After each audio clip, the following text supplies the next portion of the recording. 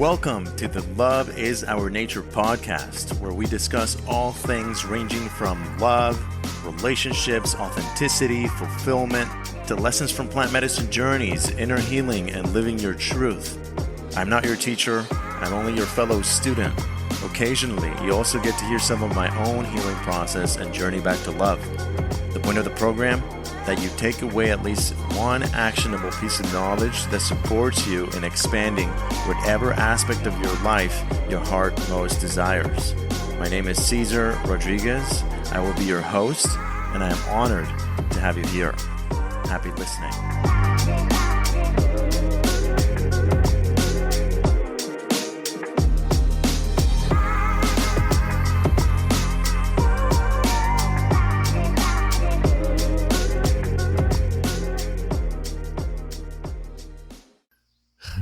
Actually took you to the ashram in South Florida. And I loved it. Yeah. Good food there. Beautiful roses. Yeah. So then what happened? Then we met. Over dirty dishes. Yeah. You were in a relationship with a friend of mine, that someone who'd become my friend. My housemate, in fact, one of them, not Darren. And yeah, therefore for me, like, you were just asexual, you know. You were just a beautiful, lovely, soft, tender, angelic woman. and I just had deep honor and respect for you, because I really saw the way you carried yourself, and you'd been to song circles, and song circle was a beautiful journey for me. You can hear episode 9 with Rasmus, right? Hear all about song circles, and yeah, I could really feel your depth in the song circles, and I had seen you at some other community events. I think you'd seen me too, and then one day after Song Circle, we had potluck there, and I was doing the dishes, and you came with I guess you came with some dirty dishes in your hand over to me and said hello. Funny enough, I got to move into that house with Darren and your ex because you actually chose not to move in, right? So I think that's one of the first things that we talked about. I was like, oh yeah, I'm really loving the house. I think that was before then. We definitely spoke before then. No. Because I knew you. It's funny how we don't have this right. We have different timelines. Well, we might have spoken like quickly. I think this was the first time I remember where I like really got to really connect with you. You're better at time than me. Yeah, I mean, and first you said hello, and it was like this soft, beautiful hug. And if I'm completely honest, I actually used to think of you of a bit like airy-fairy, you know, because I can be very judgmental at times. But after that very short interaction by the dishes, I was like, wow, she was like fully present here with me. Like, felt like a very solid presence, and I was just like inspired by just who you were. It's like, what a beautiful being. But again, asexual, right? So then fast forward, I guess, you break up with this person, this friend of ours, and even though at first I wasn't so sure, because you guys kind of had a slow transition out of your relationship, and then what happened? Well, I guess for that reason, I still just kind of stayed at bay, and it wasn't like I was sitting in line waiting for my turn either. I guess this is part of. This is also important, that the fact that I initially felt that I wasn't a good match for you. You were so soft and tender and pure is the word that would come to mind the most. And I saw myself as not those things. Still feeling like a lot of my arrogant ego being present, and I was just like, no, it's just like, in fact, the guy she was with just now, actually a great fit. He's got a very nice softness to him. So because I had so much respect for you, I didn't want to just like mess around either, you know? So instead, this beautiful friendship started to quickly cultivate. Do you want to share anything upon at this point of the timeline? I'm enjoying listening. You're doing really well. Well, then I think from what you've told me, you said that maybe you started to feel some interest.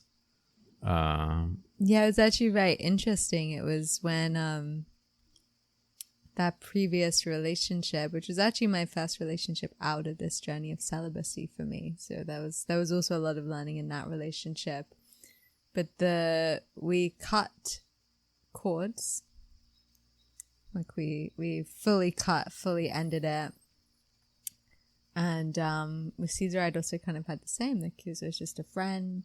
Like, it's like friend. And then suddenly these cords got cut, and suddenly it was like, oh, hi.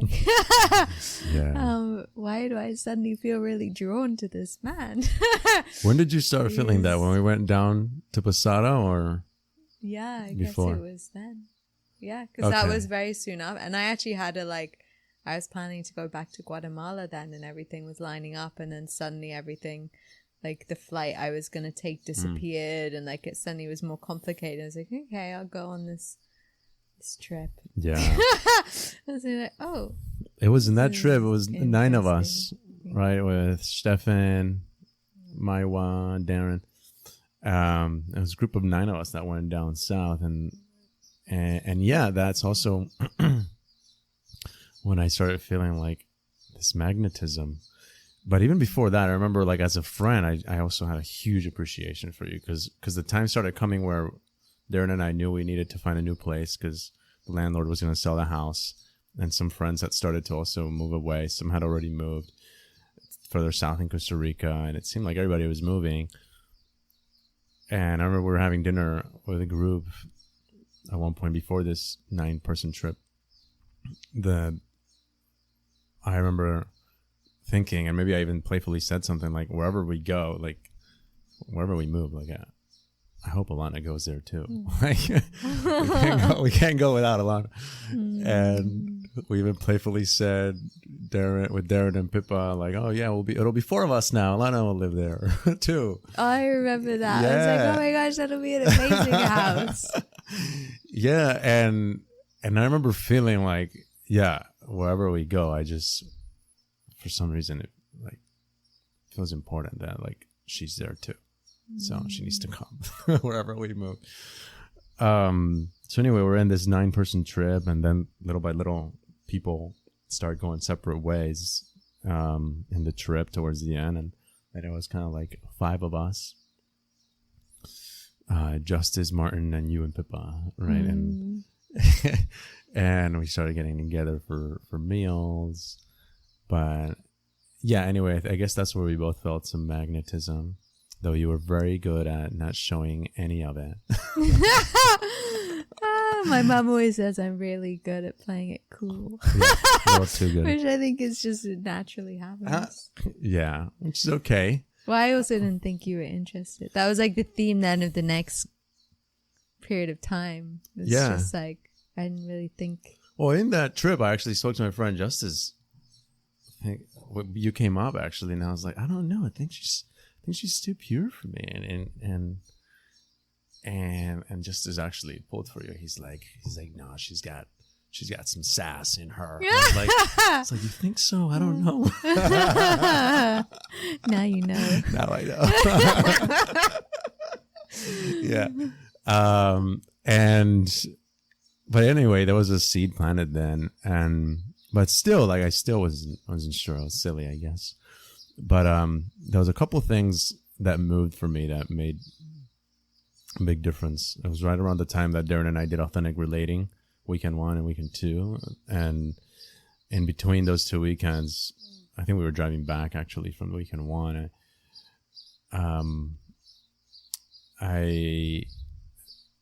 I say something about like, oh yeah, no, I don't know. I think I'm too much of a dick or something like that. And Darren's like, dude, sometimes I hear you saying those things about yourself, and I'm honestly like, who is that guy? Like, I haven't seen this arrogant dick guy that you describe yourself as. And I was like, really? Wow, maybe I'm not that. And my friend Tish one time, who's actually has a very popular podcast episode with me here, I was like, oh, you got to meet my friend Justice. He's like the most loving guy like you'll ever meet. And she's like, oh yeah, more than you? And I was like, oh no, I can be a dick. and then Tish didn't even say anything else. She was just like, okay. But then that was before the conversation with Darren. And then when Darren said that, it actually hit me like, wow, I actually couldn't even be with Tish's compliment in that moment. And then meditating like a day or two after that, it hit me. I was like, wow, you know what? I did all this like transformational work, all this personal development, to become like a greater version of myself, and actually haven't given myself credit for the fact that I've become the person that I was working the last 6-7 years towards becoming. I'm actually not an arrogant dick anymore. I'm not a jerk. Sure, my ego is still there and it'll still have tendencies, but it's under control now, and it's not who I am. And I redefined who I was. I even wrote in my journal and like really ingrained that in myself. I'm like, I'm gentle, I'm loving, I'm kind, I'm caring. And suddenly I felt like maybe I'm not such a bad fit for you. and talking to Stefan actually right after we recorded the podcast, I guess it's episode 18 or something. I was talking to him. He was like the last person I spoke to about this. And I was like, yeah, I don't know. I guess there's a part of me that I tell him, I think I'm seeing a part of me that likes being treated maybe not so nicely at times. Because I like the woman to have, to be kind of feisty. And Stefan asked me this brilliant question. He's like, "What?" He said, "Why do you want like your partner in a committed relationship to give you attitude?" I'm like, I don't know. Maybe I'm twisted that way. But then it suddenly hit me. Like, this was like another one of those blind spots that I had done a lot of work around what we would call the genesis of identity, about what happened when I was 4 years old, that went on to define a lot of how I wound up being. And, you know, there was this when I was 4 years old, this girl threw away the paper heart I gave her. And in that moment, I can see that I really wanted her to want me. And that got ingrained in that moment. That's what I saw right there talking to Stefan. And immediately I understood how come I, in the past, kept like chasing so much women who actually didn't want me. I couldn't just get their no and be like, oh, okay. You know, it was more like, oh no, like I will strive and redeem and turn it around. And now I understood, because even at 4 years old, what I most wanted in that moment, that very difficult emotional moment at 4, was that woman to want me. And she had demonstrated like giving me attitude, giving me rejection, you know. So then in a twisted way, an aspect of my ego wanted a woman that kind of resembled that, you know. And that night I remember being with myself and thinking, I can afford to let that part of me go now. That's not really an ingredient I need. Surely I enjoy like being with someone who's witty, which you actually really were. And so anyway, that was another important defining moment. And then you were in between homes, and you were staying with Pippa, in her room, and one night I go down and ask you, Darren and Pippa, like, oh, who wants to watch a movie? And both of them said no. You said yes. and we watched Samadhi, one of the probably most academic spiritual films. And somehow, somewhere in the middle of that movie, we started laughing so hard. And I saw this super playful, witty side of you, and it was almost like we laughed so hard. It must have been like at least 10 minutes. I was crying, my jaw hurt, my face hurt, my stomach hurt. Poor Darren. Yeah, Darren walked out of the room, said, what's going on? I don't even know what he said. Then he walked back in the room. We were still in the middle of a laughing attack. Something I remember is like, it wasn't even just that time. Like, you would send me into these laughing attacks in those days. I've never experienced in that way with anyone else. That was beautiful. It was like the car story, like all these things. Yeah, you really got my humor and really seemed to appreciate it. And I really enjoyed that. But when we were having this laughing attack, by the time we came out of it, I almost felt like we had, I don't know, gone into a portal, gotten really much closer, and then came out of it. And all of a sudden, like, there was this abstract connection that got formed. Well, I think that was also after the dance, no? The dance. Because we shared this. This was after the dance, yeah, yes. we shared this beautiful dance at one of the ecstatic dances that was... So after the trip had just been a bit confusing in many ways. And what is this? No.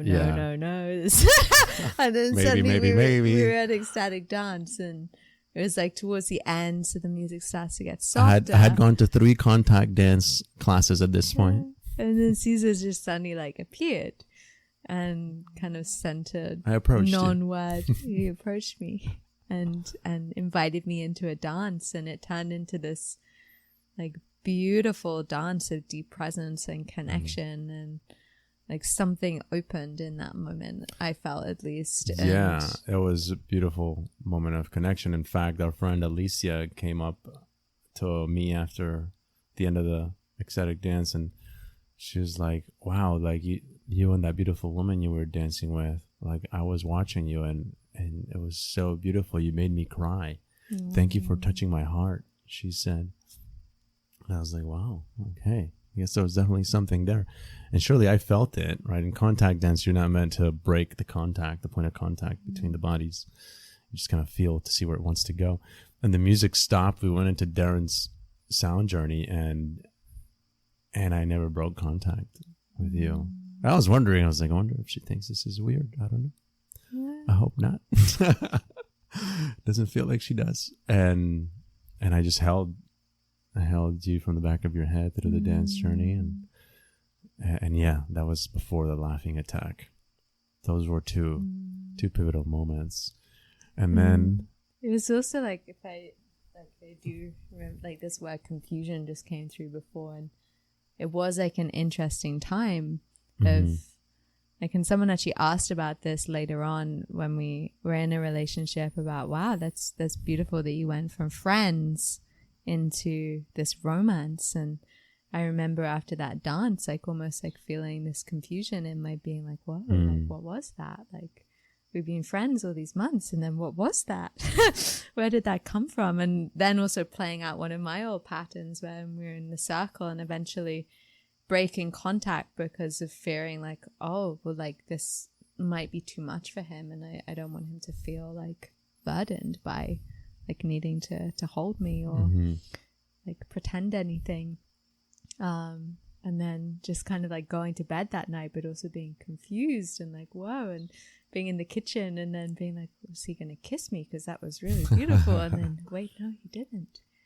It's just some people, they just dance like that sometimes, because we do, like in the contact world and stuff. Yeah. Like sometimes you do, it's like share these really powerful dancers, and that's it. Then you leave it on the dance floor. Yeah. And you see it, and they can be very healing journeys too.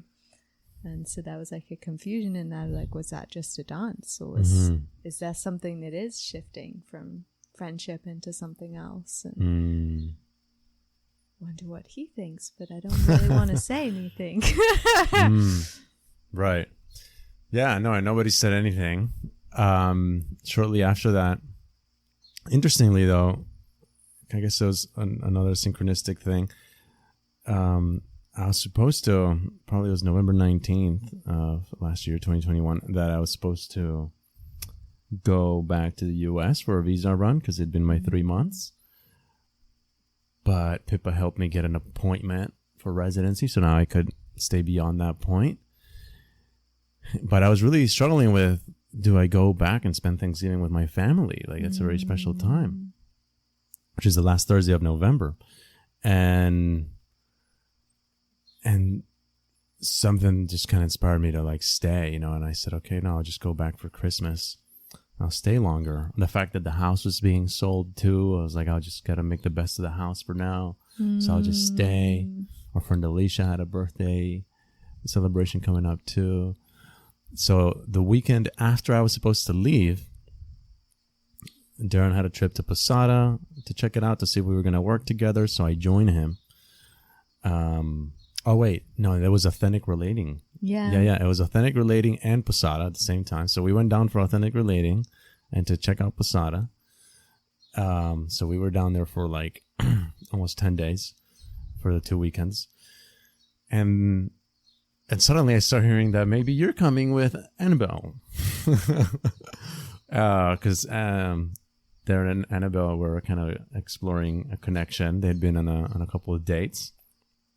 I hope that's okay to say. Annabelle is she's my housemate. Yeah, we love you, Annabelle. A really dear friend of mine. Yeah. He's a super magic being. So Annabelle wants to come hang out in Posada, and I guess she was telling you about it.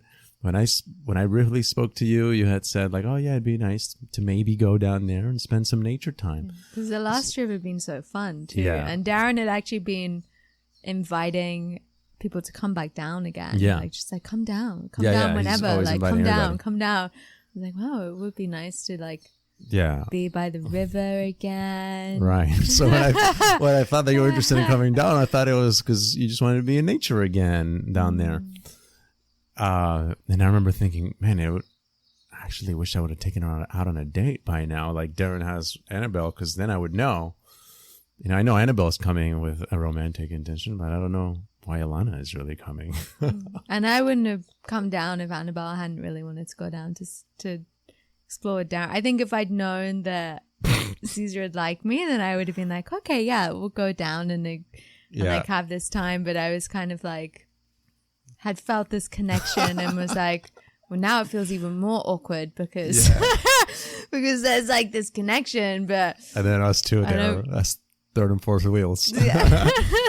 Yeah. So that was actually after the Authentic Relating weekend one, and then that's when I had that conversation with Darren, and then you were coming. So that's when I finally made up my mind. This very stubborn head of mine was just like, go for it. I'm going to go for it. I told Darren, you know what, Darren, I'm going to go for it. I'm going to give it a shot. So we make a beautiful dinner. You two arrive late on Wednesday, I think. And, well, I said we make dinner, but I think mostly I made the dinner.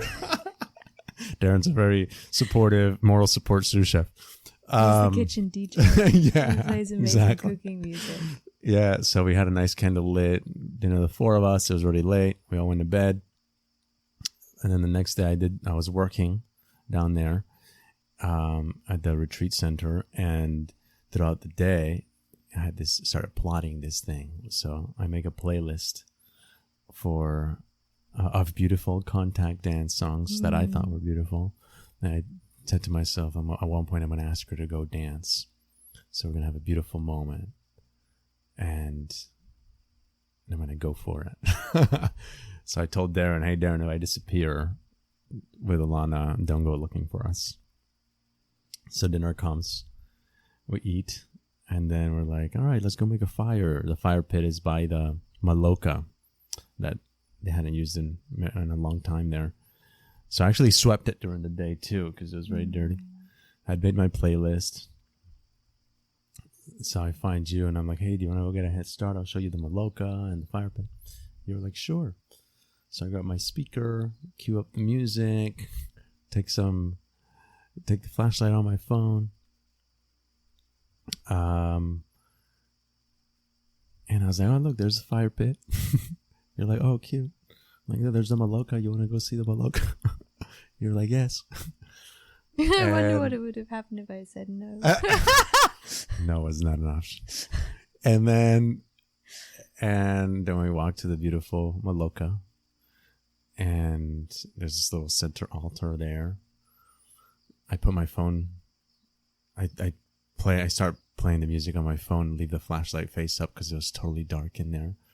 Put the speaker down, and as soon as the music starts, I say, "Would you like to dance with me?" And you looked at me and said, "Yes." Oh, thank you for dancing with me. This was the night of an eclipse too, right? I think later that night. Yeah, it was. It was super special. Yeah. So, yeah, we start dancing, and then Darren, right into our first or second song, I see Darren walking up with Annabelle with a couple candles. And I didn't want them to kill the moment. So as soon as they were at earshot, I was like, "Welcome to the dance." And then they're like, "Oh, okay."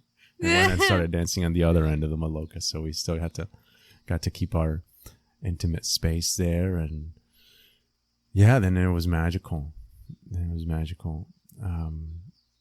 I was really feeling you in that moment. A few songs in, I remember like being cheek to cheek. We're not gonna go into full details, but anyway, here we're just dancing. But there was one moment where now we're like forehead to forehead, nose to nose, and I felt so attracted to you in that moment. I was like, "Do I kiss her?" And in that moment, I caught myself again. Like, there I go, trying to figure it out. So I'm not gonna. In fact, this tension is nice, so I'm gonna draw it out some more. So naughty. We keep dancing some more. We danced the whole playlist. It must have been like 15 songs. And towards the last few songs, we kind of worked our way down to the floor. We're sitting there, just kind of dancing with our hands, and until we're like laying on the Maloka and just our hands are dancing. Do you want to take over? Well, I think we have different versions. We don't have different versions. Yeah. So anyway, it got to that point where it was inevitable. You know, in a way, it was like the universe had promised me that when I didn't feel it was inevitable at that moment. Well, it wasn't. This wasn't your deal with the universe. It was my deal with the universe. You still haven't kissed me? At one point, we were laying next to each other. You just kind of propped yourself up in the elbow and rolled on top of me and just went for a kiss. Or at least maybe I went the last 10% or something, but you got there. Like, it was very apparent. I must have went some of the distance. But it was very clear. It's kiss time. And it was a magical kiss. Yeah, it was just so beautiful. And it's a beautiful moment because that was like a very well marked, ingraining moment that transitioned us from friends, beautiful, sacred, platonic friendship to boom, like we're more than that now. And yeah, we kissed and we did a fire with Darren and Annabelle, and I held you most of that time. And then they left. I was excited for them to walk away so I could kiss you some more. And when it got late enough, I asked you if I could walk you to your cabin. So I walked you to your cabin and dropped you off at your door. And I walked my very innocent self back to my cabin. And I guess that was important for me because, yeah, there was just so much respect that I had for you and so much that I saw in you that I wanted to honor. So even though that old Caesar voice probably spoke a little bit like, "Oh, go on in," there was something much greater that was like, no, like, treat this with all the sacredness that it deserves, because this is really something special and you're really someone special. So that was that. Anything else? What was it like to be walked home? Dropped off at the door. It was very lovely. Oh. Yeah, I told my mom the story and she was like, oh, I really like him. Because you didn't try to come in. She was like, what a gentleman. Yeah. Yes, I really like him. Yeah. But yeah, and that was the big, I find it really special that was the night of the eclipse too. So it means we can always track our anniversaries not by a number but by the moon. Yeah. Yeah. Which might not be as interesting for you, but for me as a woman, I'm like, oh, wow, yeah, been this many moons. but yeah, that was the beginning of something new and exciting. And I feel like for both of us, I mean, we both kind of shared our stories at the beginning of the podcast, but I feel like both of us were exploring very new experiences of self in terms of relationship. And I remember having discussions at the beginning of the relationship around like, well, what are your shadows in relationship? Like, what are your patterns? And I remember one of those conversations kind of saying like, well, these were my patterns. I actually don't know what my patterns are. I was anymore. She's basically saying she doesn't have any shadows. I tell you all of, like a bunch of mine. Oh yeah, I have a tendency of this, and I could sabotage a relationship by doing that. And you didn't have much to share. Well, I felt like I was about to experience very new layers of myself, like very new shadows, very old ones that just had been so deep that they hadn't had a chance to be explored yet, because there's all these other ones that need exploring that have been integrated. And I really did feel that going into a relationship with you, of like, this is a completely new pattern. And what was really beautiful was the session with Christopher that Annabelle and Truman got me. Was he shared in it, this is this beautiful intuitive channeling counselor. He was like, wow, I'm not going to say much about the relationship because you trust in it, and that's the most important thing. But what I do feel is neither of you are dragging your feet. So from this history of a lot of the patterning being one person choosing and the other not fully choosing, it was this very powerful new experience of having both people choose and feeling you choosing and feeling me choosing and being like, wow, okay, this is something I've never really experienced before. And who am I when this happens? Yeah. And so it's been a lot of exploring new layers and new facets of relating. Yeah, and we'll get to go much deeper into those layers in the following episode, where we explore like what it's now been like to be in a relationship and everything that's come up, because it actually has not been just rainbows and lollipops all the way through. I probably have been through rainbows are made of rain and sun. Yeah. I think I dealt with definitely some of the most challenging things I've ever dealt with in a relationship inside of our container. And that's, and within myself, it's beautiful that we always had a lot of respect up until now. But yeah, a lot of confrontation for myself, things that came up, a lot of old shadows, and a lot of sitting with myself. So anyway, we'll get to dive running. Dive deeper into all that. So thank you for tuning into this conversation. Thank you for sharing with us your time and for letting us share with you our story. It's beautiful that we got to share our story, and I hope that it brings whatever seeds you need, whether that's like inspiration or resonance or support in any way. What a beautiful story to tell. Thank you for choosing me. Thank you for choosing me. I love you. I love you too. Okay, everyone, we'll see you in part 3. Bye-bye. Bye.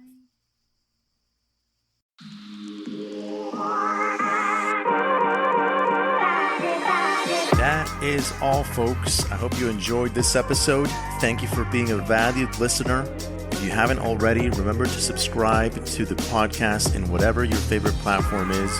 You can also watch the video version of the episode on the Love is Our Nature YouTube channel. Check out loveisOurNature.com as well. That's where you can see our latest news and most recent content. If you enjoyed the episode, leave a review, share it with your friends, or email me. I love hearing what you took away for yourself out of listening. My email is caesar@loveIsOurNature.com. That's CESAR, or Cesar, like my mother says it, at loveIsOurNature.com altogether. Till next time, I'll be here rooting for you. And remember, whatever the question, love is the answer.